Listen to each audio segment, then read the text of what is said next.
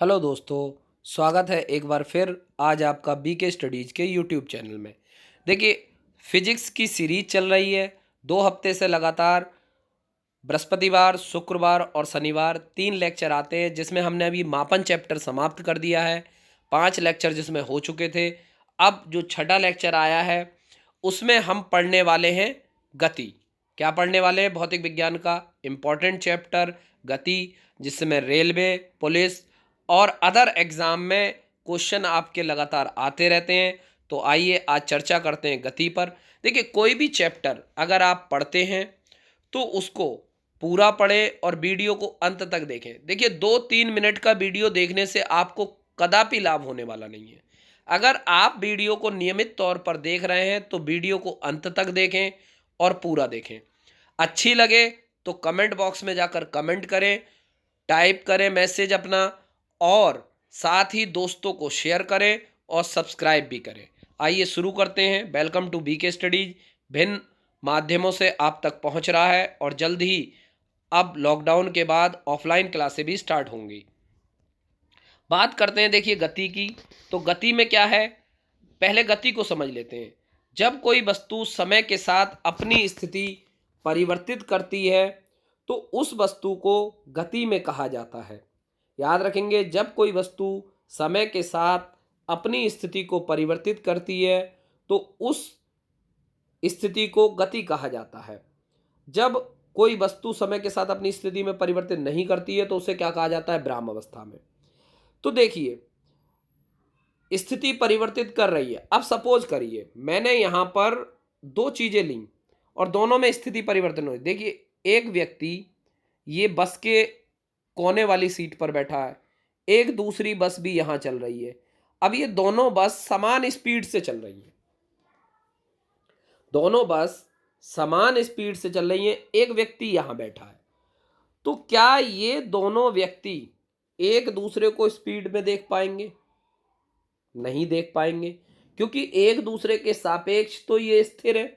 दूसरा, अब ये बस में बैठा है व्यक्ति, बस में बैठा है तो बस तो चल रही है, लेकिन बस व्यक्ति के सापेक्ष कैसी है? स्थिर।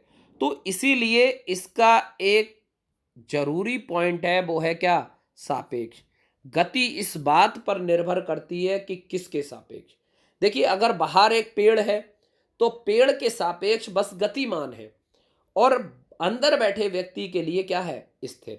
तो याद रखेंगे, इसके लिए क्या जरूरत पड़ती है? सापेक्ष। तो देखिए, अब गति के अवलोकन के लिए 3 चीजों का होना आवश्यक है। एक वस्तु जिसकी गति का अवलोकन करना है, दूसरा समय, और तीसरा निर्देश बिंदु।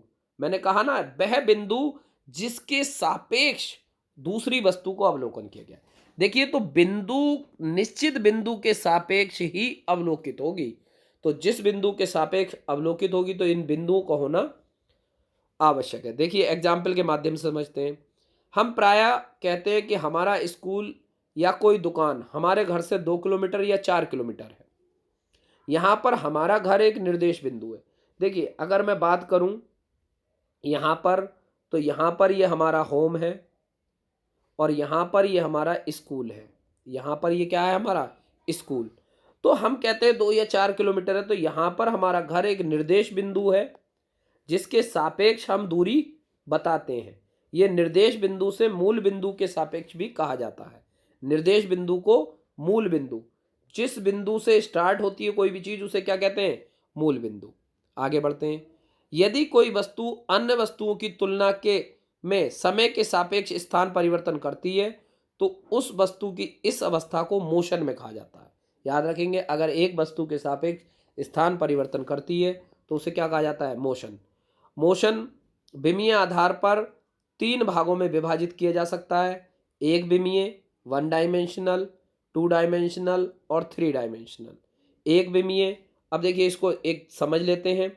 अगर एक विमीय की बात करूं तो केवल या तो एक्स प्लेन या बाई प्लेन या केवल जेड प्लेन। तो केवल एकमात्र प्लेन में हो, या तो एक्स प्लेन में हो या बाई प्लेन में हो या जेड प्लेन में हो। ठीक। द्विविमीय गति एक्स और वाई में हो, एक्स और वाई में, या फिर वाई और जेड में हो सकती है, या फिर जेड और एक्स में हो सकती है। तो ये आपकी क्या कहलाएगी, द्विविमीय। अब बात आती है त्रिविमीय की, तो त्रिविमीय क्या कहलाती है, एक्स वाई और जेड, जो तीनों विमाओं में होगी वो क्या कहलाएगी, त्रिविमीय। आइए चर्चा करते हैं आगे। एक विमीय मोशन, देखिए जब किसी कण या वस्तु की गति एक सरल रेखा में होती है तो इसको क्या कहते हैं हम, जब किसी कण या वस्तु की गति एक सरल रेखा में होती है या अनुदिश होती है तो इस प्रकार की गति को हम एक विमीय कहते हैं। मैंने बताया था ये या ये, तो ये सरल रेखीय कहलाएगी। आइए चर्चा करते हैं। देखिए एक विमीय गति के अंतर्गत तंत्र केवल एक अक्ष में परिवर्तन होगा या एक अक्ष को निर्देशित किया जाएगा। इसका अभिप्राय या तो एक्स अक्ष के अनुदिश या वाई अक्ष के अनुदिश या जेड अक्ष के अनुदिश होगी, जो मैंने अभी पीछे बताया। उदाहरण के तौर पर सीधे रोड पर वाहन की गति, सीधे पाइप में, अब देखिए ये एक पाइप है, यहां पर देखिए ये एक पाइप है। अब इस पाइप में ऊपर से एक बॉल डाली जाती है।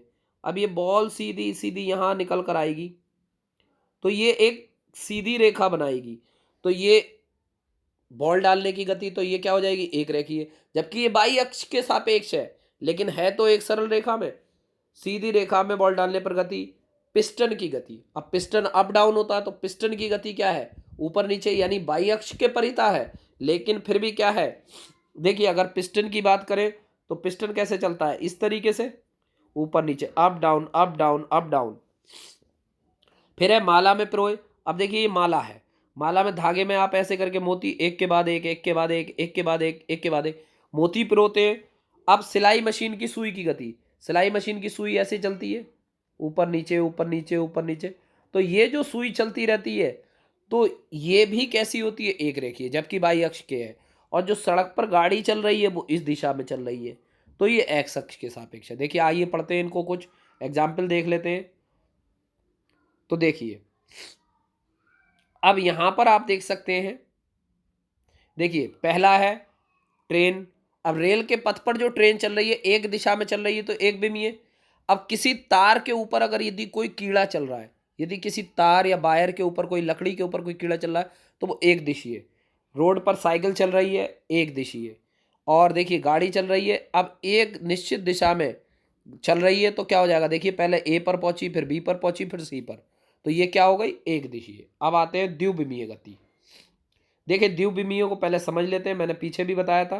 तो द्विविमीय क्या होती है, देखिए मैंने बताया द्विविमीय या तो ये वाली गति होगी या ये गति होगी या फिर ये। तो किन्हीं भी दो प्लेन को लेकर तो कोई तल में गति करती है, अर्थात किसी वस्तु दो अक्षों के निर्देशांक परिवर्तित होते हैं तो गति को द्विविमीय कहते हैं। दो अक्षों के, या तो एक्स वाई या वाई जेड या एक्स जेड, ठीक है। उदाहरण के तौर पर देखेंगे ऊर्ध्वाधर कोण पर बॉल की गति। अब देखिए जैसे अगर मैंने यहां से एक बॉल फेंकी तो ये कोण की गति पहले ऊपर गई फिर इस रेखा में गई तो ये क्या हो जाएगी, सांप की गति। अब सांप ये जिगजैग मोशन में चलता है। चींटी की गति, चींटी भी चलती हैं, अगर ये तार के ऊपर चलेंगी तो वो सरल रेखीय बन जाएगी। कीटों की गति, कीट भी ऐसे ही चलते हैं टेढ़े मेढ़े। फिर फुटबॉल की बॉल की गति, ये भी ऐसे ही है। क्रिकेट बॉल की गति, तीर भाला बंदूक की गति, देखिए भाला एक एंगल पे फेंका जाता है 45 डिग्री मैक्सिमम परास, तो जब वो फेंका जाता है तो वो स्लोप के रूप में गिरता है, यानी द्यू। देखिए आइए पढ़ते हैं, कुछ एग्जाम्पल देखें।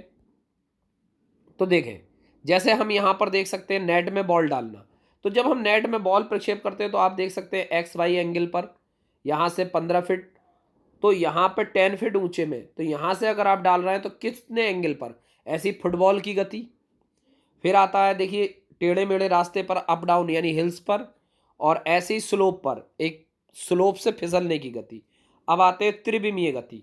तो त्रिविमीय देखिए मैंने बताया था त्रिविमीय में क्या होता है, तीन होते हैं, कौन कौन से, एक्स वाई और जेड। कोई कण गति कर रही है जिसके कि निर्देश तंत्र के तीनों निर्देशांकों में समय के साथ साथ परिवर्तन हो रहा हो तो इस प्रकार की गति को त्रिविमीय गति कहते हैं। तो जैसे एग्जाम्पल के तौर पर एक्स वाई जेड प्लेन होते हैं। एग्जाम्पल के तौर पर देखेंगे गैसों के अणुओं की स्वैच्छिक गति, तो हम जानते हैं कि गैसों के अणु कैसे चलते हैं। तो देखिए गैसों के अणु भाई जिगजैग मोशन करते हैं, ब्राउनियन गति, यानी ब्राउनियन गति करते हैं। तो ब्राउनियन गति किसी भी डायरेक्शन में हो सकती है, तो वो तीनों दिशाओं में घूमते हैं। फिर पक्षी या मधुमक्खी की गति, पक्षी देखिए आप देख सकते हैं तीनों दिशाओं में गति कर रहे हैं। फिर वायुयान की गति आप देख सकते हैं, और धूल के कण की गति, देखिए वायुयान की गति और धूल के, और उसके अलावा एक गति और पतंग की गति। तो पतंग की भी गति कैसी होती है? त्रिविमीय। आइए बात करते हैं अब कण की प्रकृति के आधार पर। तो पहला है स्थानांतरीय गति।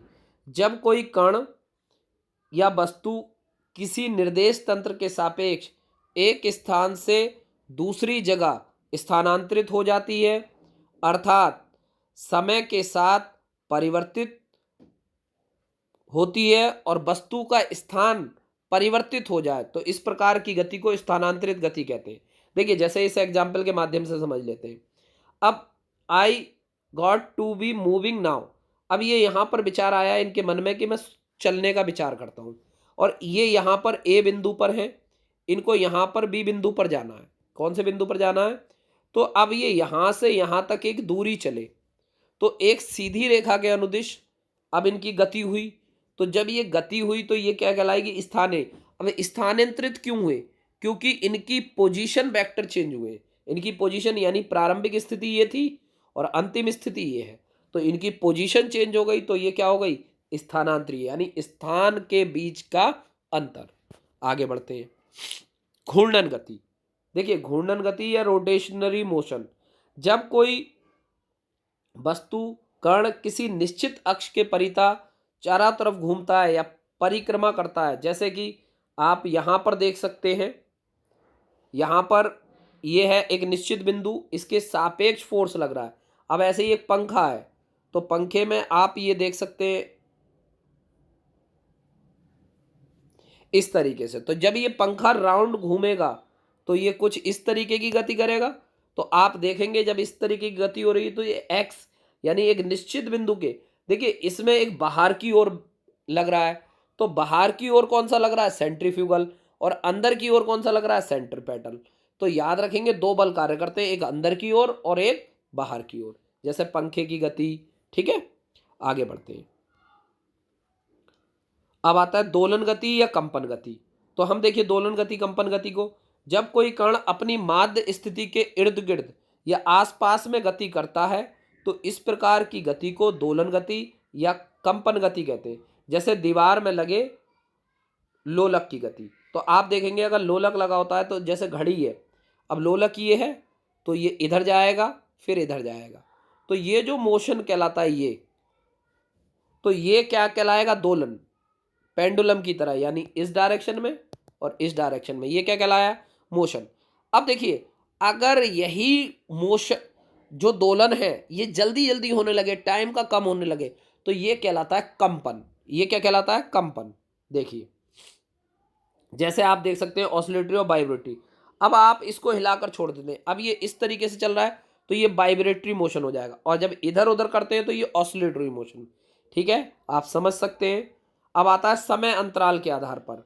तो देखिए यूनिफॉर्म मोशन, समय के अंतर के आधार पर, जब कोई वस्तु समान समय अंतराल में समान दूरी तय करती है तो उसकी गति को एक समान गति या यूनिफॉर्म मोशन कहते हैं। जैसे देखिए यहाँ से यहाँ तक अगर आप गौर देखेंगे, इसने 2000 मीटर चला 0 से 4 मिनट में, कितना चला? 2000। फिर 0 से 4 में कितना चला? 2000। फिर यहाँ पर टाइम का अंतर देखेंगे, क्या देखेंगे? टाइम का अंतर, तो कितने मिनट है? 4 मिनट। चला कितना है? 2000। अब यहाँ पर भी अंतर देखिए 4 से 8, तो अंतर कितने का? 4 का, और चला कितना है? 2000। अब देखिए यहाँ पर भी अंतर कितने का है? 4 का, और चला कितना है? 2000। तो इस तरीके से आप देख सकते हैं कि अंतर कितना आ रहा है, बराबर समय अंतराल में बराबर समय दूरी चली जा रही है, तो ये कहलाता है आपका यूनिफॉर्म मोशन। अब आते हैं, जैसे उदाहरण भी ले लेते हैं। मान लिया एक कार 1 किलोमीटर की दूरी प्रथम 10 मिनट में तय करती है, पुनः दूसरे मिनट में 10 मिनट में फिर वो 1 किलोमीटर, तीसरे में भी यही। अगर यही रिपीटेशन होगा तो ये यूनिफॉर्म कहलाएगा। जैसे घड़ी की मिनट वाली सुई 1 घंटे में 1 चक्कर लगाती है, वही घंटे की सुई प्रत्येक 12 घंटे में एक चक्कर पूरा करती है, तो ये क्या कहलाता है? Uniform motion. चूंकि घड़ी की सुइयां समान समय अंतरालों में समान दूरी तय करती हैं, अतः घड़ी की सुई की गति एक समान गति है, यूनिफॉर्म मोशन है। अब बात आते हैं असमान गति। जब कोई वस्तु समान समय अंतरालों में असमान दूरी तय करती है तो वह कहलाती है नॉन यूनिफॉर्म। जैसे आप देख सकते हैं एक कार भीड़ भाड़ वाले इलाके से गुजर रही है। अब देखिए ये दूरी है 10 किलोमीटर। ये कितनी दूरी है? 10 किलोमीटर। यहां पर ये दूरी है 5 किलोमीटर और ये है 8 किलोमीटर। अब देखिए यहां पर ये जो चाल चली ये चल रहा है 15 किलोमीटर पर आवर, ये चला 6 किलोमीटर पर आवर और ये भीड़ में आ गया तो 2 किलोमीटर पर आवर। तो यानी कि असमान अंतरालों में अलग अलग दूरी तय कर रहा है, अलग अलग कर रहा है, तो उसको क्या कहेंगे हम? असमान गति। जैसे एक मक्खी का उड़ना असमान गति का, क्योंकि मक्खी समान समय अंतरालों में असमान दूरी तय करती है। उदाहरण के तौर पर देख सकते हैं, अब 0 से 2 में देखेंगे कम दूरी, 2 से 4 में ज़्यादा और फिर ये, तो ये नॉन यूनिफॉर्म है। ठीक है, तो आप देख सकते हैं। फिर आता है दूरी। देखिए सबसे जरूरी है दूरी के कॉन्सेप्ट को। देखिए दूरी और विस्थापन बहुत ही इंपॉर्टेंट कॉन्सेप्ट है। दूरी और विस्थापन, देखिए दूरी क्या होती है और विस्थापन क्या होता है, याद रखेंगे। तो देखिए अगर मैं दो बिंदुओं के बीच की बात लूं तो दूरी और विस्थापन एक ही होगा। अब यहां पर ए और बी, अगर मैंने ये 10 मीटर है, ये 10 मीटर है, तो ए बी की लेंथ कितनी होगी? 10 मीटर। अगर बी ए की लेंथ लेंगे तो कितनी हो जाएगी? 10 मीटर। लेकिन अगर मैं बी के सापेक्ष ए की डिस्टेंस बताऊं तो इसको मैं ए बी नहीं लिख सकता, क्योंकि ये होगा माइनस ए बी, तो कितना हो जाएगा? -10 मीटर। तो जब वेक्टर की जरूरत पड़ जाए तो वहां पर होता है विस्थापन। आइए चर्चा करते हैं इसी पर। देखिए दिए गए समान अंतराल में वस्तु द्वारा तय किए गए मार्ग की लंबाई को दूरी कहते हैं। यह एक अदिश राशि है और सदैव धनात्मक होती है, कभी भी ऋणात्मक नहीं होगी। और दूरी किसी भी दिशा में हो सकती है, उसको दिशा पर कोई प्रभाव नहीं पड़ता और हमेशा पॉजिटिव रहेगी। और इसका मात्रक क्या रहेगा? मीटर। अब आते हैं देखिए विस्थापन। एक निश्चित दिशा में दोनों के बीच की लंबवत दूरी यानी एक परपेंडिकुलर दूरी को तय करता है। यह सदिश राशि है और इसका मात्रक SI मात्रक मीटर है, इसका भी मात्रक मीटर है। विस्थापन धनात्मक होता है और ऋणात्मक भी हो सकता है और शून्य भी हो सकता है, यानी ये तीनों हो सकता है, धनात्मक, ऋणात्मक और शून्य। देखिए आइए चर्चा करते हैं। जैसे अब इस एग्जाम्पल के माध्यम से लेते हैं। देखिए इस एग्जाम्पल को पूरी तरह समझ लेते हैं। क्या है एग्जाम्पल? देखिए एक व्यक्ति ए से बी तक जाता है तो कितना चला? 4। बी से ए तक चला, कितना चला? 3। अब मान लिए वो यहां से चला और इस जगह पर है, तो दूरी कितनी चला? 4 और 3 7। अब सपोज वो यहां से चलकर यहां आ जाता है, 7 के बाद में 5 और चल दिया, तो कुल दूरी कितनी चला? 12। यानी अगर वो सी पर है तो कितनी दूरी चला? 7। और अगर वो ए पर आ गया तो कितनी चला? 12। तो ये तो कहलाएगी दूरी। अब देखिए आई विस्थापन की बात। ए से चला, यहां से चला, तो ये अगर परपेंडिकुलर बना रहा है तो देखेंगे 4 और 3, हमें तो दूरी इनके सापेक्ष निकालनी है, तो ये जो कहलाएगा ये चीज कहलाएगी विस्थापन। और विस्थापन कितना है? 5 मीटर। तो यहां पर विस्थापन कितना आया? 5। लेकिन अगर वो बी से चलकर ए पर पूछ लिया जाए तो ए पर विस्थापन कितना है? 0। तो इस तरीके से आप कर सकते हैं। अब इसके न्यूमेरिकल और इसके अलावा इसमें जो हम गति के मापक यानी गति के मापक के बारे में पढ़ेंगे, जैसे चाल, वेग, औसत वेग, उसके बाद गति के समीकरण, और फिर एक साथ इनके न्यूमेरिकल भी कराएंगे। तो जब तक के लिए बने रहिए हमारी क्लास पर और अपना प्यार ऐसे ही देते रहिए। आप वीडियो के बारे में क्या राय रही, आपको कैसा लगा, ज़रूर बताइएगा। कमेंट बॉक्स में कमेंट करना ना भूलें। साथ ही अपना प्यार बनाए रखें। और ऐसे ही अगर आपको चैनल पसंद आता है तो ज़्यादा से ज़्यादा लोगों को शेयर और सब्सक्राइब करें। आपका दिन शुभ रहे। शुक्रिया, धन्यवाद।